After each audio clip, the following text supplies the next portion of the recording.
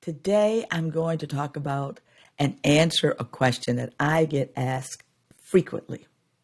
So, what is the question?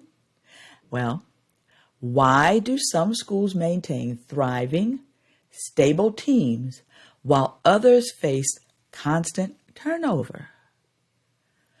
Well, the answer lies in shifting from reactive staffing measures to proactive, systemic approaches that value educators as professionals who deserve ongoing investment and a voice in their own growth. So let me ask you a question. Have you ever wondered why your most effective teachers and leaders stay or why they leave? As districts nationwide grapple with retention challenges, the solution isn't found in quick fixes, but in intentional systems that attract, develop, and retain exceptional educators at every level. So why is this an issue? Well, let's talk about it from the perspective of staff development. You see, many districts unknowingly sabotage their own talent ecosystems. They create hiring and they approach hiring as a reactive process, scrambling to fill positions rather than strategically building their team. Now, I'll be very honest with you. I struggled with this when I first became a principal. I would also admit that it took me a while to figure out this issue because our way of operating was very similar to the one and done professional development. You see, I failed to provide the ongoing support that my educators needed to grow in my building. And so what I had to do was create a shift in the way that we worked in our school.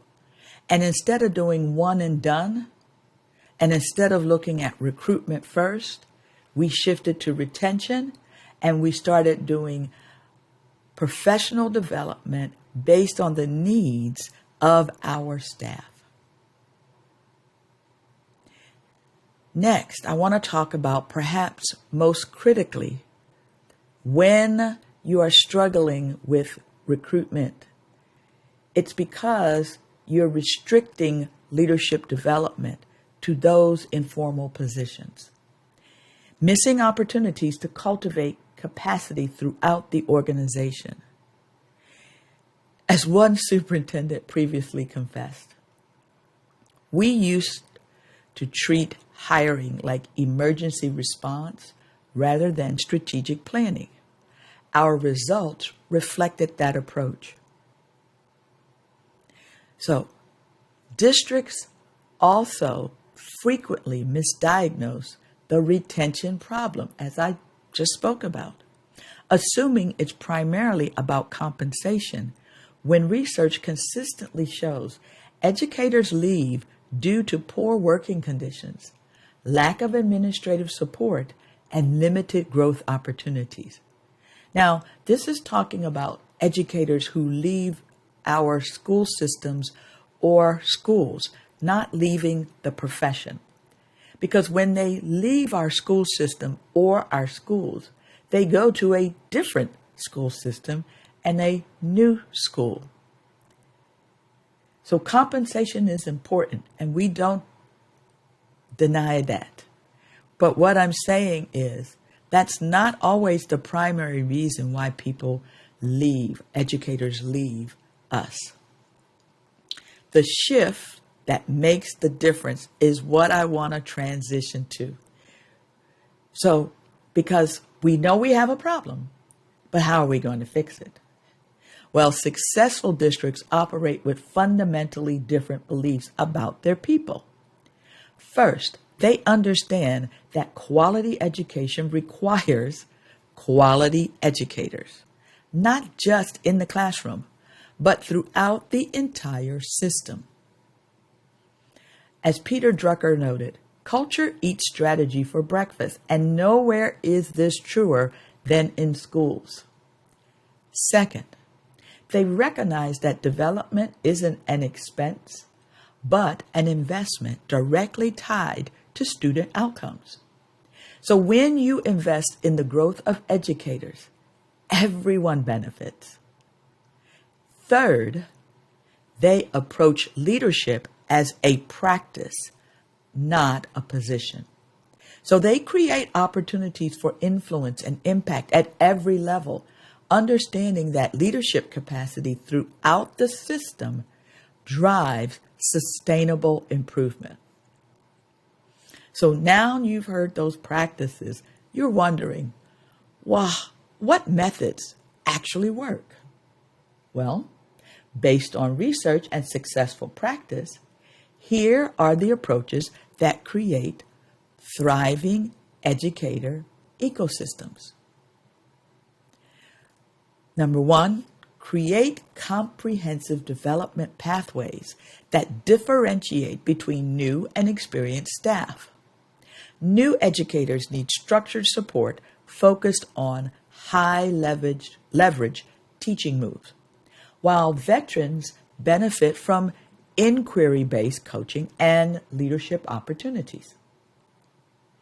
Second, establish authentic coaching systems that are non-evaluative and embedded in daily practice. Ensure coaches receive proper training and protected time to support colleagues effectively. Followed by distribute leadership.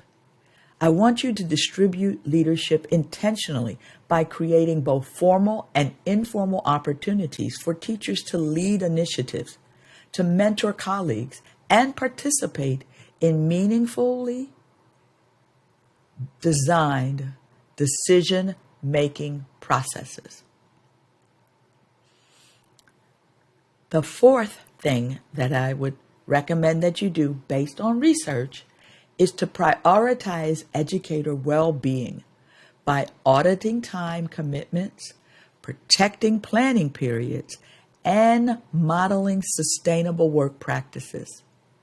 Remember that teacher well-being isn't separate from student achievement.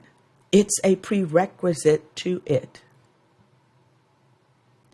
Last but not least, amplify teacher voice through advisory councils, feedback mechanisms, and involvement in decisions that affect their work.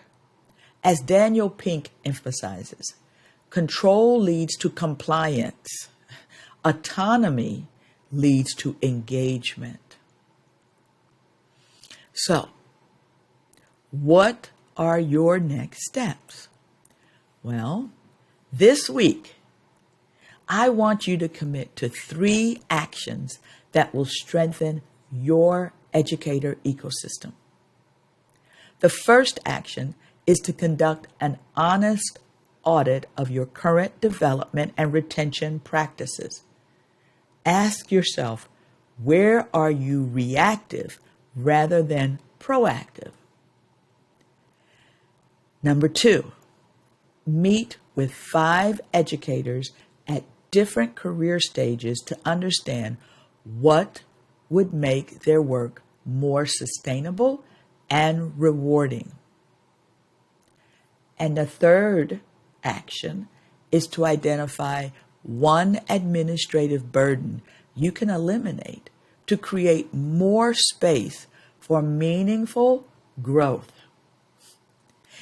Remember, in education, our people are our program. When we build systems that help educators thrive, our students inevitably benefit.